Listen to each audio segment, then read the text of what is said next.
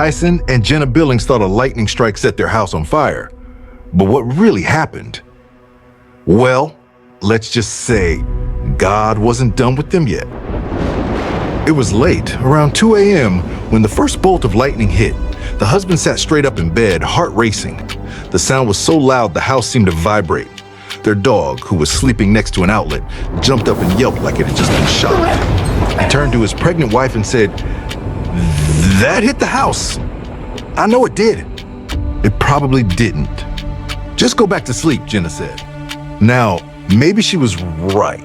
Maybe it was just a close strike. He laid his head back down on the pillow, trying to shake the feeling off. But the moment his head hit the pillow, the loudest, most bone-rattling crack of thunder hit. The whole house shook. This time, there was no doubt. Something was wrong.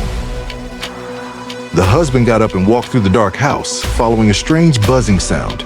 It almost sounded like rain, except it was coming from inside. As he moved toward the noise, he saw the doggy door flapping wildly. He figured that had to be it. So, he covered the doggy door, but the buzzing sound didn't stop. That's when he saw it. The wall next to him was glowing. Bright blue electrical sparks were crackling along the wiring inside. The sound wasn't rain. It was the electrical system shorting out. His first instinct was to kill the power before the fire spread. He sprinted to the garage where the breaker box was. But when he opened the garage door, the attic above the garage was already on fire. He ran back inside, yelling to his wife, "Get up! The house is on fire!"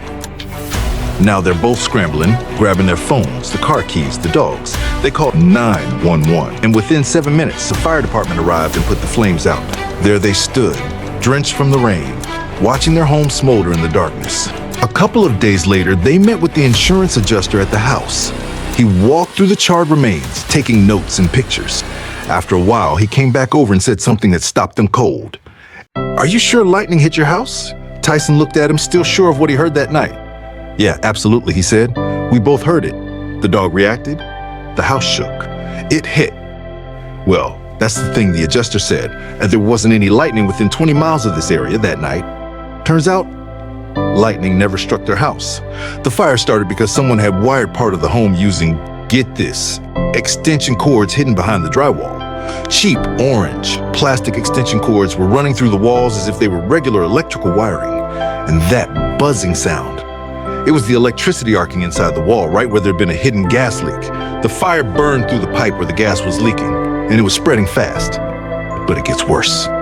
When the flames exposed the roof trusses, the adjuster found that ants had been eating away at the beams for who knows how long. In some places, only an inch of solid wood was holding the roof up.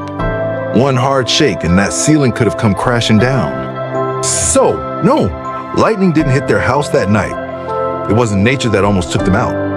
It was shoddy wiring, a hidden gas leak, and some very determined ants. But maybe the scariest part? If the husband hadn't gotten up when he did, if he had just ignored that gut feeling and gone back to sleep, they might not have made it out at all. Some would call it luck. But when you look at all the things that went wrong, and the exact moment he woke up, it's hard to chalk it up to coincidence. They believe it was God. God protecting them, nudging Tyson awake at the exact right moment. God making sure that family got out before the flames reached the gas leak or the roof collapsed. Sometimes God's voice isn't loud, it's a whisper. But that night, he was loud and clear.